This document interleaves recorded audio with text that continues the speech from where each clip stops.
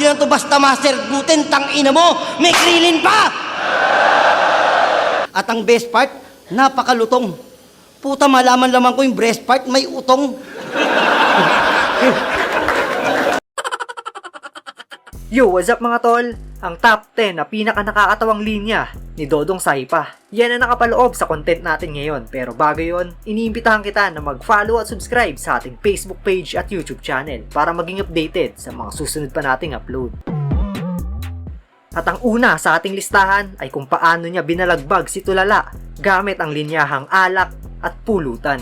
Ito yung mga jokes na simple lang pero nasa timing ang pagbitaw. Hindi kailangan maging komplikado pero nadadala sa entablado. Pero main event sana ako. Kay boss ko hiniling.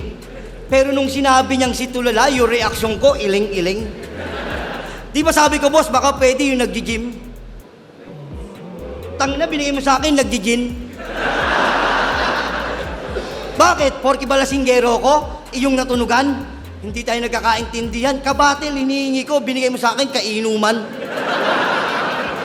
Wala naman bang pwedeng kainuman dito, Rick? Masyado tong gago. Naalala ko, nag-inom kami nung anib. Sumabit yung lechon niya sa bigote, binalik niya sa plato.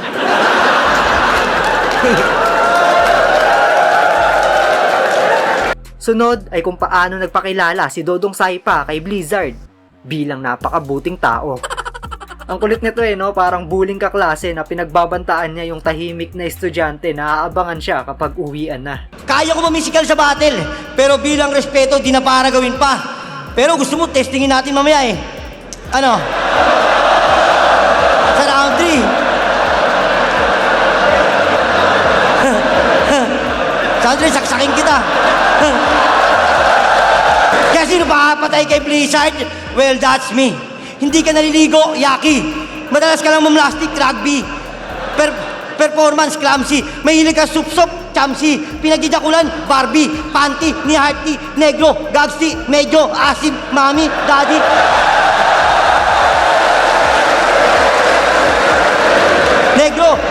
Negro, gagsti, medyo, asim, mami, daddy, auntie, ate, kulay, kaki. Kaya sadly, sasaksakin kita sa round 3. Sasaksakin kita, huwag kang uuwi. Ano, boss? Ano, boss? Tuloy na ba natin yung A at B na plan? Yung sasaksakin ko to, tas hindi mo ko ibaban? Kaya, kung tingin mo yung pagkukomedya, sa akin makakagapi. Huwag mong kakalimutan, tangina mo. Sasaksakin kita pag uwi. Huwag kang uuwi. Para sa ating pangatlong pwesto ay kung paano niya nilait yung pangangatawan ni C-Rhyme. Ito naman yung tipo na parang tito na nang-aalaska sa inuman. May tama ka na sa baga.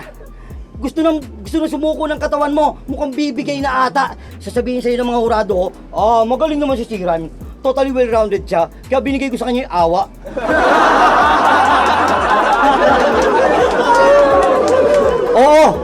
Oo. Kababata ko yung daddy ni Arik. Kababata ko yung daddy ni Arik. At dati ko yung kabrad. Naaalala ko dati si Arik, tumatakbo, hubot-tubad. Kaya si Arik ba kailangan mo? Para ko yung nephew yan, sir. Di si Arik kailangan mo. Nebulizer. Mukha ka pang bibe. May nakapagsabi na ba sa'yo niyan? Mukha kang member ng Wonder Pets na di nakikipagtulungan.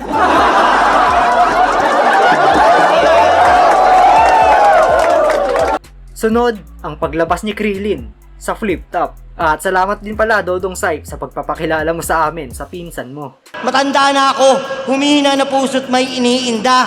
Pero di ibig sabihin nun na yun ay dinibdib na. Di porkit tinapat ng kulay kape sa barako, tayo na'y tinitimpla. Di lang to basta master gluten, tang ina mo, may krilin pa!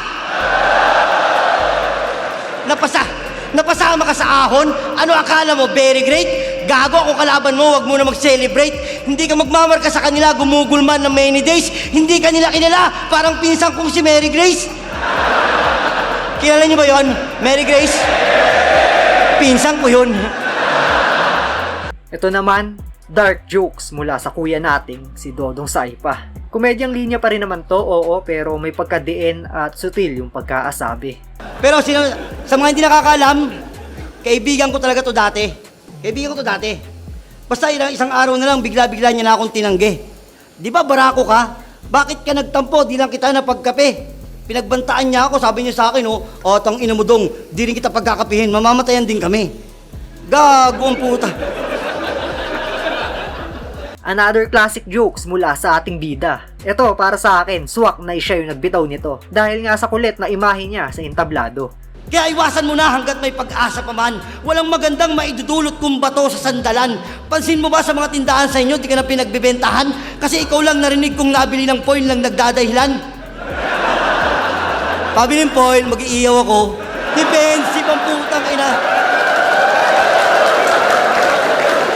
Kaya tulala, di natin kailangan dumistansya ng ilan di pa.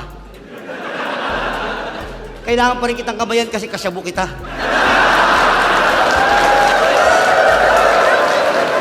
Di, sana may mga napulot kang payo mula sa iyong barkada. Huwag na huwag kang gagamit, kundi mo ako sasama. Sa mga di nakakaalam, nagtitinda rin sila ng manok. Totoo, promise, real talk. Nagtitinda rin sila ng manok. May pakpak, may liig, pitso, at talagang patok. Di ba? Sabi niya sa akin, Dong, juicy. At ang best part, napakalutong. Puta, malaman-laman ko yung breast part, may utong.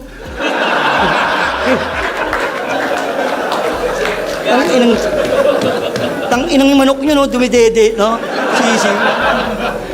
Ito, isa to sa mga napapansin ko kapag bumabattle si Dodong Saipa. Nagiging signature na niya yung parang nagkukwento lang sa entablado. Hinahayaan niyang madala yung mga nanonood sa setup, tapos biglang bitaw ng kwelang linya.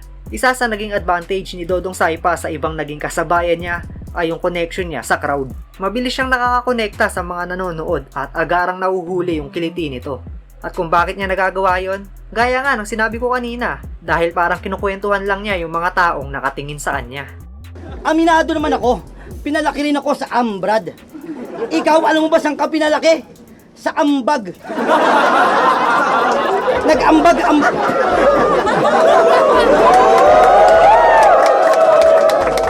Nag-ambag-ambagan yung kapitbahay mo, mapagatas ka lang, hayop ka. Haba pa ng leeg. Pangit pa ngumiti. Nakita ko yung leeg mo doon kanina, kala ko binte.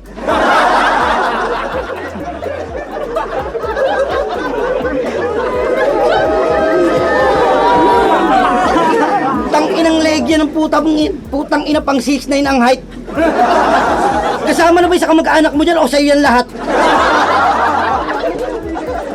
Kaya bakit ito, boss? Sobrang mismatch. Hindi ka malakas, magkasing itim lang kayo ni Manda Saito at Blizzard.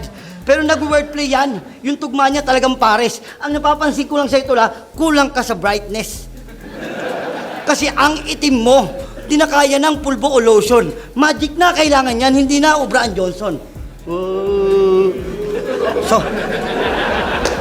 So, anong tawag kapag nakita nyo sa Pure Gold si Nego G? Negro Grocery. Buti na lang, malakas si M-Site dito, kaya nagawa kanyang dalhin. Pero mali lang ni Arik, nagawa niya tayong pagtapatin. Pero boss, ano bang klaseng matchup to? Ayoko to kalabanin. Ayoko. Kita mo, para matuloy na itong labas, kaya Dennis pa, nagtulak sa akin.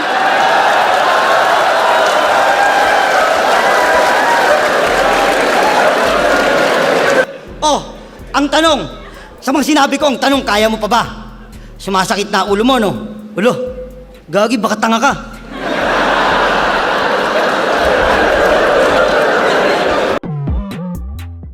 At ayan niya ang mga nakakatawang linyahan ni Dodong Saipa. At kung nag-enjoy ka sa video na to, huwag mo kalimutan mag-like, follow at subscribe. Marami pa tayong interesting content na paparating.